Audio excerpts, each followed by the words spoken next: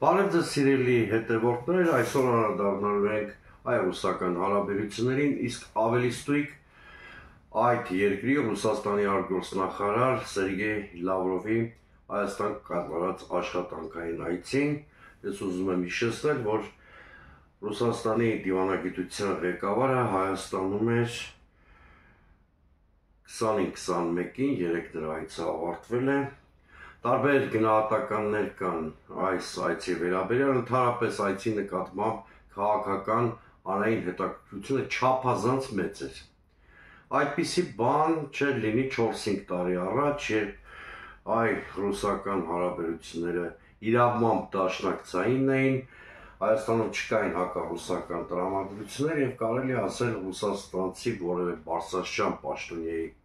այցելություն Հայաստան օրինաչափ ու բնական էր դիտվում, այս առումով շատ մեծ հասարակական ռեզոնանս չէր առաջացնում։ Հիմա միանգամայն այլ է վիճակը, հայ-ռուսական հարաբերություններում շատ ուժեղ է տոքսիկ բաղադրիչը, ըստ այդմ շատ մեծ էր այցի նկատմամբ հետաքրքրությունը։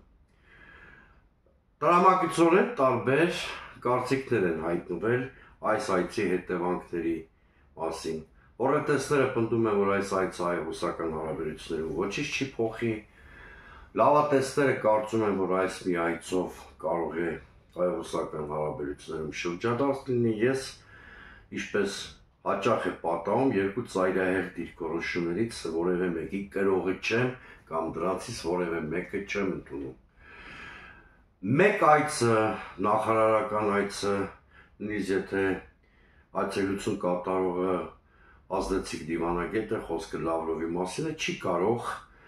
լուծում տալ հայ-ռուսական հարաբերություններում կուտակված բազմաթիվ խնդիրներին։ Բայց կարող է որոշակի տենդենց հաղորդել այդ հարաբերություններին, ինչ-որ մեղմացնել լարվածությունը եւ այլն եւ այլն։ Ավելի շատ ես կարծում եմ Լավրովի այցը եղած խնդիրները ճգնաժամը կառավարելու մասին է, որտեղ Ռուսաստանը հիմա շատ ավելի գլոբալ հարցերով է զբաղվում, բայց միևնույն ժամանակ փորձում է իր ազդեցությունը կամ եղած ստատուս քվոն տարբեր տարածաշրջաններում, այդ թվում իր համար կենսական հետխորհրդային տարածքում պահպանել։ Մյուս կողմից մենք շատ լավ գիտենք, որ հայ-ռուսական հարաբերություններում հավանաբար շրջադարձել լինում են կամ չեն լինում, բեկումներ լինում են կամ չեն լինում, երբ հարաբերությունների կարգավորմանը նվիրված զրույց կամ հանդիպում են ունենում երկրների առաջին դեմքերը։ Դա այդպես է Երրորդ հանրապետության գոյության ողջ տարիներին, կարծում եմ հիմա էլ է այդպես, այսինքն շրջադարձել հայ-ռուսական հարաբերություններում կարելի է ակնկալել, երբ որ պետությունների ղեկավարներն են հանդիպում։ Բայց Լավրովի այցը ինդիկատոր եղավ, 1-2 խնդիր վերաթարմացվեցին եւ շատ հետաքրքիր հանրային քննարկումներ ծավալվեց դրանց շուրջ։ Առաջինը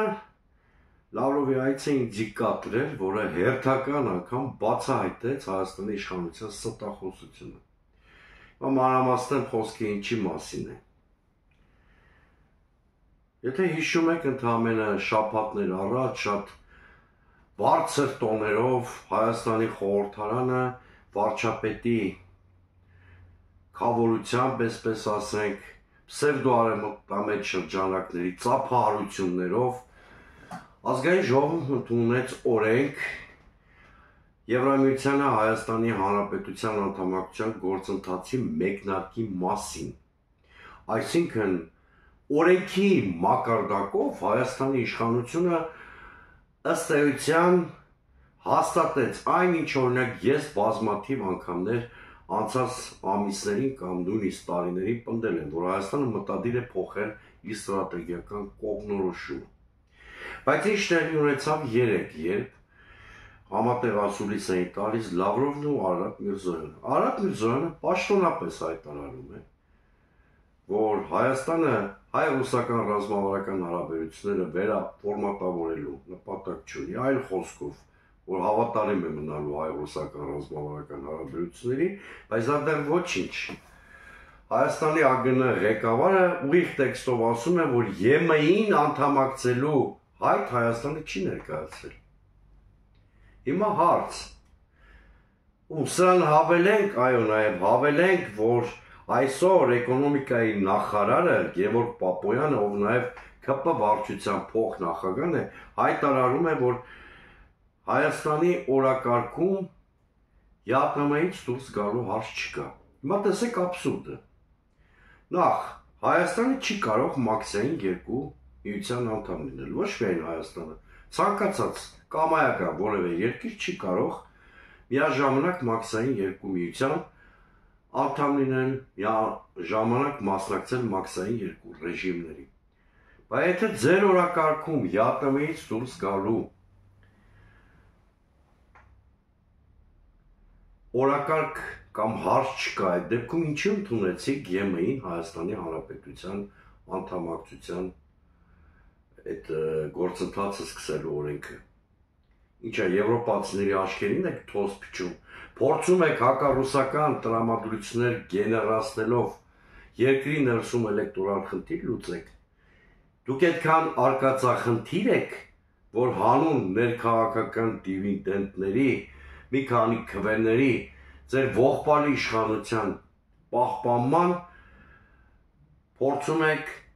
շատ մեծ ռիսկեր առաջացնել Հայաստանի անվտանգության համար, վերջնականապես վտանգելով հայ-ռուսական հարաբերությունները։ Հատուկ այդ պսևդո-արևմտամետներին եմ ասում, դուք հարցեր չունեք Նիկոլ Փաշինյանին, թե ձեր գործը միայն Պուտինի ու Լավրովի վիրավորական լուսանկարներով կեղծ ակցիաներ անելն է։ Հարցեր չունեք Նիկոլ Փաշինյանին։ Օրինակ ինչու չեք հարցնում, Նիկոլ Փաշինյան, դու մեզ ես խաբում, ռուսներին ես խաբում, թե արևմտյան մեր գործընկերներին ես խաբում։ Թե դուք եք ստախոս, ձեր խնդիրը ամենևին էլ Հայաստանի ինտեգրումը չի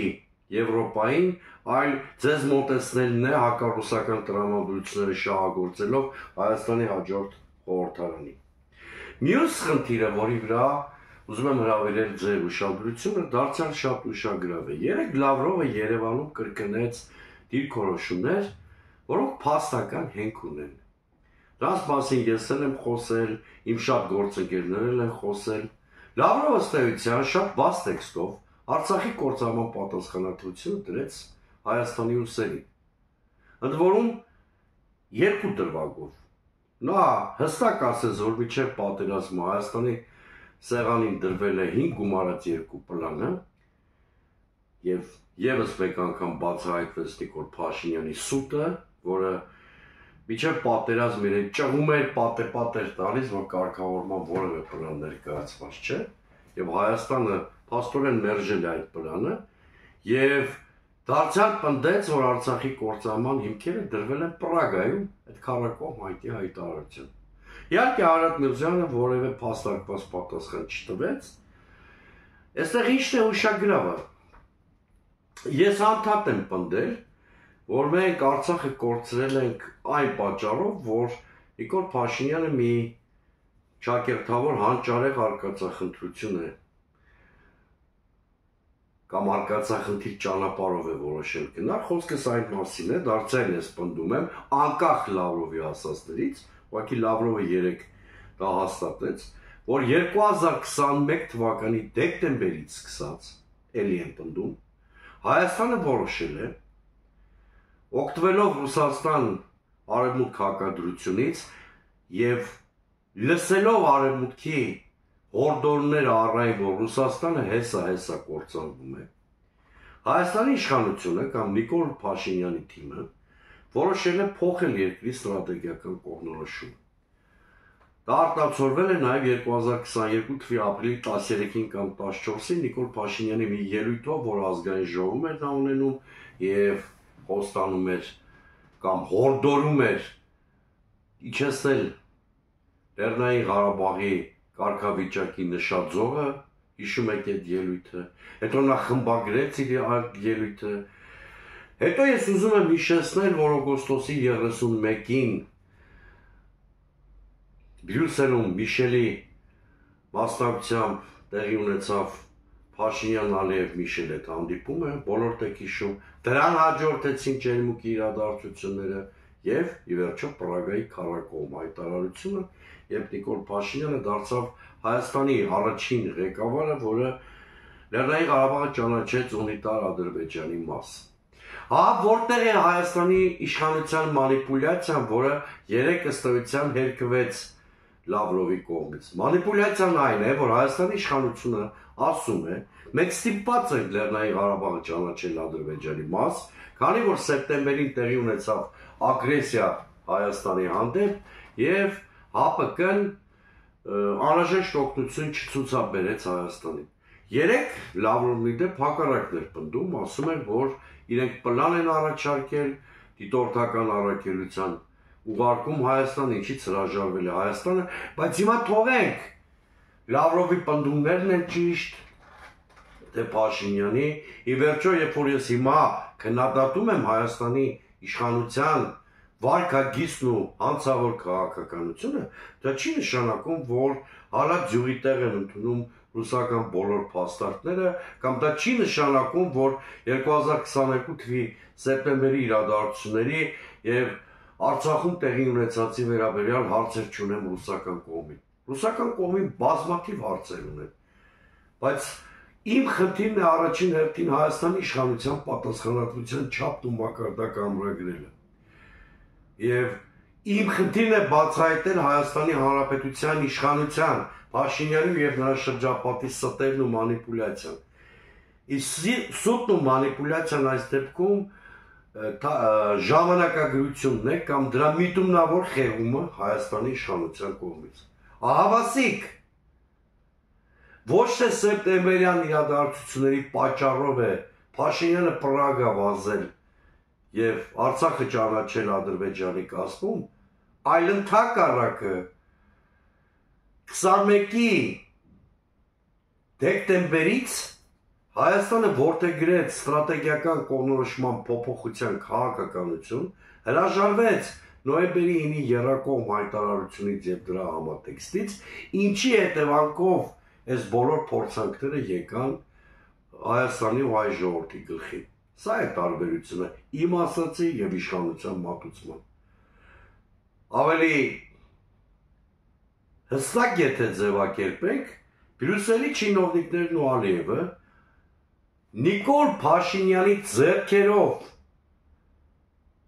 նոյեմբերի 9-ի միջնորդական հարթակը կամ ռուսական միջնորդական հարթակը մերժեցին, նրան արածացրեցին Բրյուսելի եւ Պրագայի արոտավայրերում, դիվանագիտական արոտավայրերում, կլանեցին Արցախը Հայաստանին թողնելով ձեռն ու նայն։ Սա է իրականությունը։ Եվ ես խորապես համոզված եմ, որ այս քաղաքական եւ հոգեբանական մանտրաժը հաղթարելու նպատակով էր, որ Նիկոլ Փաշինյանը երեք իր սատելիտներին, այդ պսևդոարեմտամետ մի տասնյակ մարդուն ավելի շուտ, որտեղ ընդեղ ես անկեղծ ասած մի քանի տասնյակ մարդ չեմ էլ տեսել, հանել էր փողոց, որոնք ոչ թե ակցիա էին անում, այլ ըստ էության խուլիգանություն։ Որովհետև բացի բարձր գոռալուց ու ոստիկանների հետ բավականին իմ կարծիքով սուբյեկտիվ բեմականացված քաշքշուկից ես այդտեղ քաղաքական որևէ բովանդակություն չտեսա։ Այս նույն շրջանակը իշխանամերձ, պրոարևմտամետ, պսևդոարևմտամետ ավելի շուտ, հիշում եք ինչպիսի մեծ եռանդով դատապարտում էր, երբ որ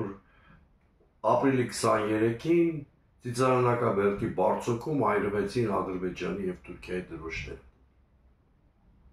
Դատապարտում էին, դա համարում էին հակաքաղաքակրթական ակցիա, դա համարում էին թշնամանք քաջալերող ինչ-որ բան եւ այլն եւ այլն։ Իդեպ դրոշների այրելու ակցիային ես էլ եմ դեմ, կատեգորիկ դեմ եմ։ Դա համարում եմ պետական տկարության դրսևորում եւ ես իմ կարծիքը բացահայտ ասում եմ։ Բայց ինչով էր տարբեր դրոշների այրման, այն էլ թշնամական երկրների դրոշների այրման այդ ակցիան ինչով էր տարբերվում ռազմավարական դաշնակից համարվող երկրի ղեկավարների վիրավորական լուսանկարներով ակցիայից։ Դրանք նույն հարթության մեջ դիտարկեք։ Ընդ որում մի դեպքում այրվել են թշնամական երկրի դրոշներ, մի դեպքում անվանարկվել են ստրատեգիական դաշնակից համարվող երկրի ղեկավարները։ Բայց եթե Նիկոլ Փաշինյանը միանգամից ապալ-տապալ թուրքական եւ ադրբեջանական դրոշների այրումը դատապարտեց, հիշում եք երևի։ Եթե մեկ դատապարտող խոսք չի հնչել ռազմավարական դաշնակից համարվող Ռուսաստանի ղեկավարներին անվանարկող ակցիայի մասնակիցների վերաբերյալ։ Զրո դատապարտող խոսք։ Ավելին ասեմ, եթե իշխանության սատելիտները այս ակցիան առաջ չնեին, հիշում եք, չէ, այլ ընդդիմադիրներ եթե ակցիա են անում, միանգամից մի քանի րոպեից հետո այդ ակցիայի մասնակիցները բերման են ենթարկվում, խոշտանգվում են, ժամերով քաղմասներում են հայտնվում, այս դեպքում որևէ ակցիայի որևէ մասնակից, երեկվա այդ հակառուսական ստրիպտիզի որևէ մասնակից, նույնիսկ մի քանի րոպեով քաղմասում չհայտնվեց։ Մեկն էլ նույնիսկ ջրերի մեջ էր հայտնվել, հիշում եք, ջրավազանի մեջ էր ցատկել, չգիտեմ ինչի համար։ Այս բոլոր հիմքերը ունեն պնդելու, որ Արադ Միրզոյանի բերանով Նիկոլ Փաշինյանը հավատարմության երդում էր տալիս ռուսներին, իր սատելիտների բերանով ռուսներին հայոյում էր։ Այս սա է անձի երկրության կերպարով է տառապում Նիկոլ Փաշինյանը։ Սա ճիշտ շատ նման է իր կերպարին։ Նիկոլ Փաշինյանը վախենում է, որ աշխարհաքաղաքական իրավիճակը փոխվել եւ ընտրությունից առաջ ամեն ինչ անում է ռուսներին սիրաշահելու համար։ Նա ոչ թե հրաժարվել է երկրի ստրատեգիական կողմնորոշումը փոխելու իր արկածախնդիր քաղաքականությունից, այլ փորձում է ժամանակ շահել, փորձում է